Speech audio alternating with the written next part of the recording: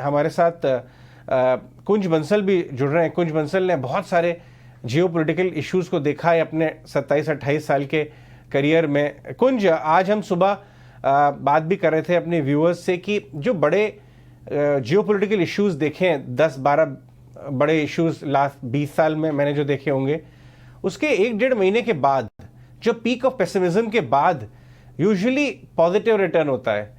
तो इस समय एक तो लेवरेज का इस्तेमाल कम करें, अगर आपके पास पैसे हैं तो फेज वे में डालना शुरू करें ताकि आपको बाद में मिस्ड आउट फीलिंग ना हो। इसके अलावा कर ही क्या सकता है पार्टिसिपेंट या इन्वेस्टर? अजय, आपने बिल्कुल ठीक कहा। तो हम इसको थोड़ा सा डिटेल में जाएं तो एक तो सबसे पहले हम मार्केट पार्टिसिपेंट्स को 2 कैटेगरीज में बांट लेते हैं, जो हमें सबको पता ही है। एक है traders, trading generally short term के लिए की जाती है, और एक है मीडियम टर्म इन्वेस्टर्स, उनको हम बोलेंगे।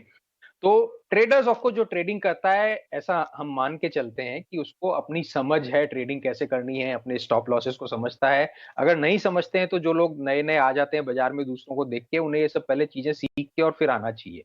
तो उनके लिए कोई रिस्क नहीं है। उनके लिए कल तो ऑफकोर्स इतना नेगेटिव सेंटीमेंट था कि मुझे नहीं लगता है किसी ने भी लॉन्ग पोजीशन ली होगी। आज ऑफकोर्स मार्केट शार्पली रिकवर हो गया है। मीडियम टर्म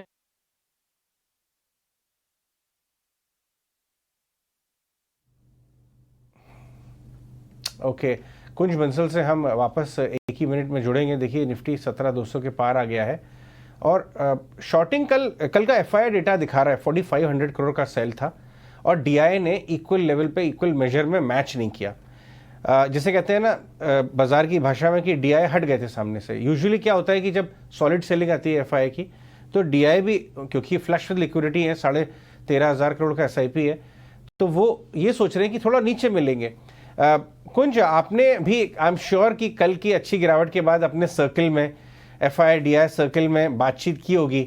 आपको लग रहा है कि इस बार थोड़ा कंट्रोल्ड पैनिक लग रहा है, ऐसा कोई मैडनेस वाला पैनिक तो दिखा नहीं।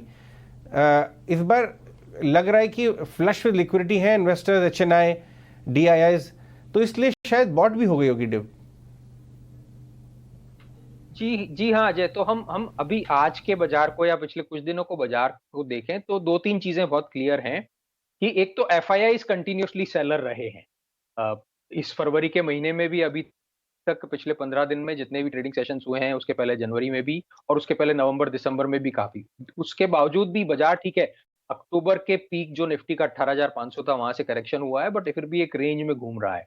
तो इसका मतलब यह है कि सामने बाइंग ऑब्वियसली आ रही है डोमेस्टिक इन्वेस्टर्स की। जैसा आपने कहा कि सिप के record inflows continuous month after month हो रहे हैं, तो उसकी वजह से, और डायरेक्टली भी। तो एक ट्रेंड तो वो है। दूसरा ट्रेंड ये है कि हालांकि जैसा मैंने कहा कि निफ्टी 18,500 से अभी करीब करीब 17,000 के लेवल पे है, या 16,500 सॉरी 800 के लेवल पे है। पर अगर हम इंडिविजुअल स्टॉक्स में जाएंगे तो बहुत सारे स्टॉक हैं जो करीब करीब 1 साल पहले के लेवल पे आ गए हैं।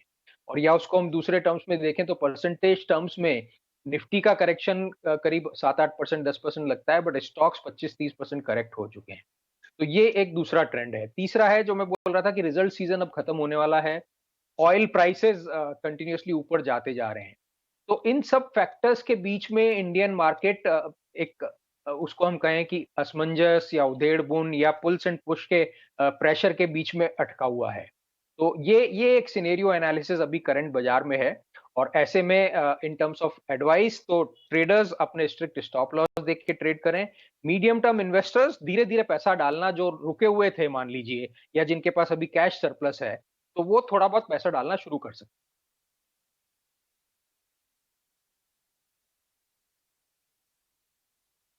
रुके हुए इन्वेस्टर्स अब धीरे धीरे पैसा डालें। अभी अजय एक इंपॉर्टेंट बात बता रहे थे, उसमें मैं एक और पॉइंट जोड़ना चाहूंगा। अभी ना सामने वीकली एक्सपायरी भी है और आज जो मार्केट के अंदर हो रहा है वो फ्रेश बाइंग हुई है। एक बार आप निफ्टी के फ्यूचर्स का डाटा दिखा देंगे तो काफी हद तक आप क्लियर होगा। शॉर्ट कवरिंग तो भी बाकी है। और अभी आप जो नीचे भी देख पा रहे थे ना कि नेस्डे के फ्यूचर 160 पॉइंट ऊपर हैं और डाउ फ्यूचर्स करीब 300 पॉइंट ऊपर हैं।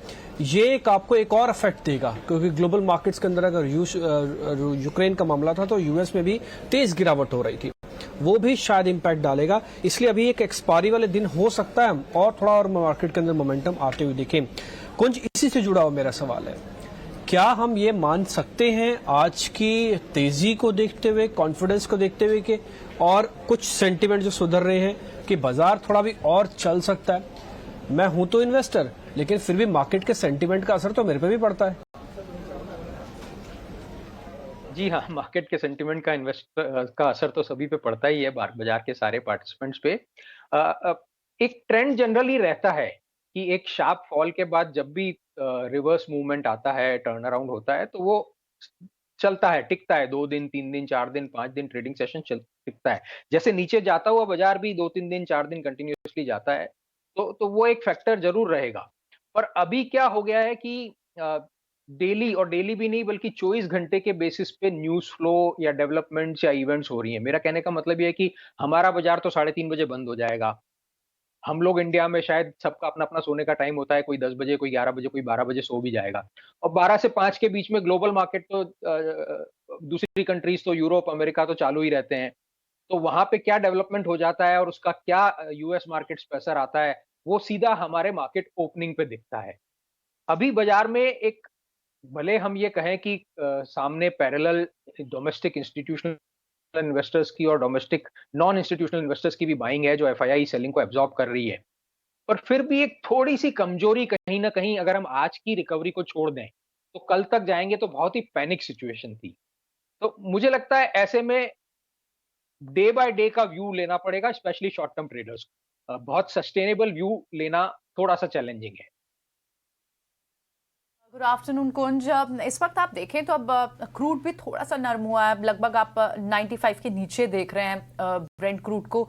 तो ऐसे में क्या माने हम इस वक्त एक ट्रेडर के व्यू पॉइंट से अगर इस सिचुएशन को एनालाइज करने की कोशिश करें तो डायरेक्टली जिस तरह जैसे जैसे डेवलपमेंट जियोपॉलिटिकली क्रूड की एनर्जी प्राइसेस की बनती जाएगी उसी तरह का इम्पैक्ट बाजार पर दिखेगा। तो अगर यहाँ से थोड़ी और क्रूड में नरमी दिखती है तो भारतीय बाजार इस पर पॉजिटिवली रिएक्ट करेंगे और ये तेजी देखने को और मिल सकती है। जो जिस तरह के शॉर्ट्स बने हुए थे वो कवर होंगे, नए लॉन्ग्स बनेंगे, तो ऐसी एक्सपेक्टेशन रखनी चाहिए। जी हाँ, नेचुरल है कि हम इंडिया में एक ऑयल इंपोर्ट डिपेंडेंट इकोनॉमी है, तो जैसे ऑयल प्राइस कंटिन्यूसली ऊपर गया है तो हमको नेगेटिव इम्पैक्ट हुआ है। बट अगर मैं अक्टूबर मंथ में जब मार्केट पीक हुआ था तब तक जाऊं तो ऑयल प्राइस तब भी बढ़ रहा था, तब शायद $60-70 रहा होगा, तब से अब $90 हो गया है। तब समहाउ मार्केट ने उस इम्पैक्ट को बिल्कुल नहीं लिया। अब पिछले 4 महीने में लिया है, जब जैसा मैंने कहा ऑयल 70 से $90 हुआ है, तो शायद उस $20 को या इंक्रीमेंटल को मार्केट ने ज्यादा कंसीडरेशन में लिया है। उसके साथ में मार्केट ने फाइनली कंसीडरेशन में लिया है कि न सिर्फ ऑयल, बाकी सारी कमोडिटी प्राइसेस भी बढ़े हैं, और उसका दूसरे कंटिन्यूअस क्वार्टर, मतलब सितंबर क्वार्टर में भी कंपनीज के मार्जिन में प्रेशर था, बट उस टाइम भी मार्केट ने इतना कॉग्निजेंस नहीं लिया। और दिसंबर क्वार्टर के नतीजों को मार्केट ने कॉग्निजेंस में लिया है। और अब ये ट्रेंड है कि सीक्वेंशियली मार्च में भी शायद कंटिन्यू हो, हालांकि ईयर ऑन ईयर हो सकता है नहीं दिखे। पर फिर भी नेट नेट अगर जो आज जो ऑयल में नरमी आई है वो और चलती है, और जो रीसेंट पीक करीब $90 का था वो मान लीजिए $80 आ जाता है, 81-82 आ जाता है, तो 10% का शार्प करेक्शन ऑयल में हो जाएगा।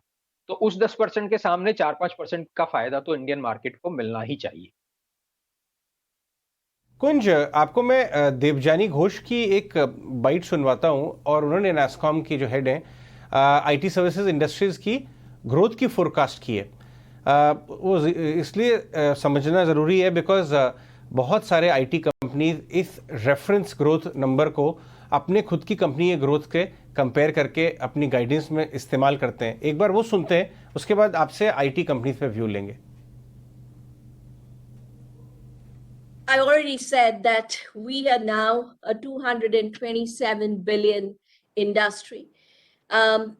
FY 2022 saw the highest year-over-year growth since FY 2011. Since 2011, this is the highest growth we have ever seen of 15.5%. Exports grew 17.2% to reach 178 billion. And domestic market too saw very healthy growth of 10% to near 50 billion. A few key highlights I'll call out here. Growth in exports is seen across all major sectors: BPM, services, ER&D products. It's seen across all key markets: USA growing 17%, Europe and UK separately, each one growing around 18%, plus a lot of new markets coming up like Middle East and Latin America. Growth seen across sectors, BFSI, telecom, manufacturing, retail, pretty much leading the way.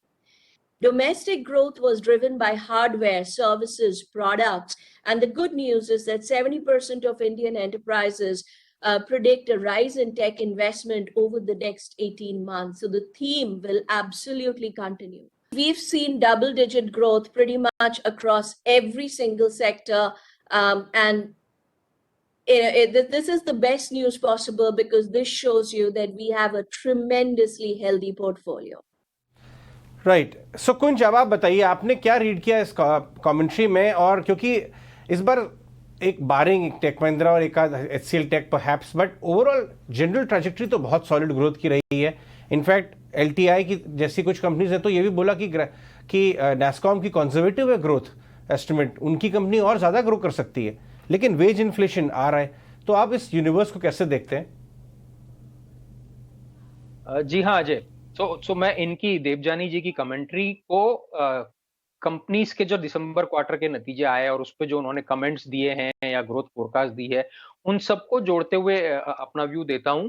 और बल्कि भी उसको मैं और भी link करता हूं कि पिछले 2 साल में जब हमने देखा है कोरोना के बाद से, तो जो बाजार भी काफी चला है, बहुत सारे सेक्टर चले हैं, और उसमें despite being defensive sector, despite being low beta sector, IT sector ने बहुत ही अच्छे रिटर्न दिए हैं, बहुत शार्प रिटर्न दिए हैं. और उसका कारण था कि continuously increasing growth companies report कर रही थी.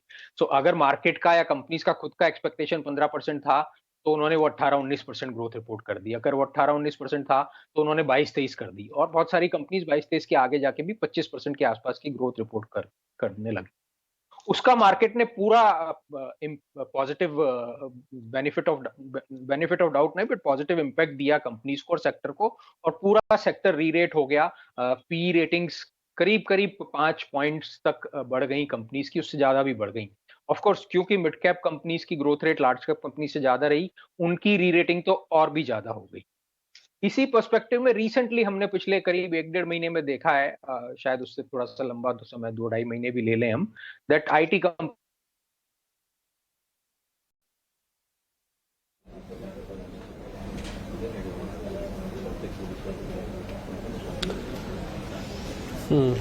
ठीक है. तो अभी वापस से कुंज को कनेक्ट करने की एक बार कोशिश करते हैं, लेकिन हाँ IT सेक्टर से अपना व्यू पॉइंट दे रहे थे. मैं आज IT के अभी थोड़ी देर पहले स्टॉक्स ही देख रहा था, इन्फोसिस, TCS. चलिए TCS का तो पता ही है कि अपना बायबैक लेके आ रहा है 4,500 रुपए के रेट पे. 23 तारीख रिकॉर्ड डेट है, उसने कल भी बाजार को संभाला. लेकिन आज HCL टेक, आप TCS, माइंडट्री और एक और कॉम्बिनेशन है IT और बैंकिंग, ये टिपिकली एक साथ वापस से चलने लगे हैं. कुंज से वापस हमारी बातचीत हो पाएगी. अभी कुंज, आप IT पे कुछ अपनी बात कह रहे थे, प्लीज पूरी कीजिए. तो मैं यही कह रहा था कि उस 2 साल की तेजी के बाद पिछले 1.5-2 महीने में हमने करेक्शन सेक्टर में देखा है. इंडेक्स लेवल पे देखेंगे तो करीब 10%, इंडिविजुअल लेवल पे काफी करेक्शन हो गया है. तो अदर देन द बाजार की मंदी, जो मुझे बहुत क्लैरिटी नहीं है, पर अगर मैं मान के चलूं कि थोड़ा बहुत और चल सकती है, जैसे आज का बाजार देख के तो लगता है कि सब नेगेटिव खत्म हो गए, पर वही अगर मैं कल जाऊं तो कल ऐसा लग रहा था कि नेगेटिव ही नेगेटिव बचे और पॉजिटिव नहीं रहे. तो उस असमंजस में अभी, जैसा मैंने कहा, मेरे लिए शॉर्ट टर्म में बाजार में व्यू ले पाना बहुत मुश्किल है. इफ एट ऑल मैं व्यू लेता भी हूं तो मुझे थोड़ी सी मंदी दिखती है. तो अगर वो रहती है तो सेक्टर में अभी भी प्रेशर रह सकता है. बट अदर देन दैट, जो कंपनीज की ग्रोथ रेट आ रही है और आएगी, कंटिन्यूअसली बढ़ेगी. ऑफ कोर्स मार्जिन प्रेशर, जैसे मैन्युफैक्चरिंग कंपनीज में रॉ मटेरियल प्राइसेस की वजह से मार्जिन प्रेशर आ रहा है. सर्विस कंपनीज स्पेशली IT में इंक्रीजिंग सैलरीज की वजह से थोड़ा सा कॉस्टिंग बढ़ गया है और मार्जिन प्रेशर आ सकता है. बट फिर भी मुझे लगता है कि आने वाले मिड टर्म इन्वेस्टर्स के लिए और कोई भी करेक्शन होता है 2%, 4%, 5% का, तो वो एक अच्छी अपॉर्चुनिटी इन्वेस्टमेंट के लिए है.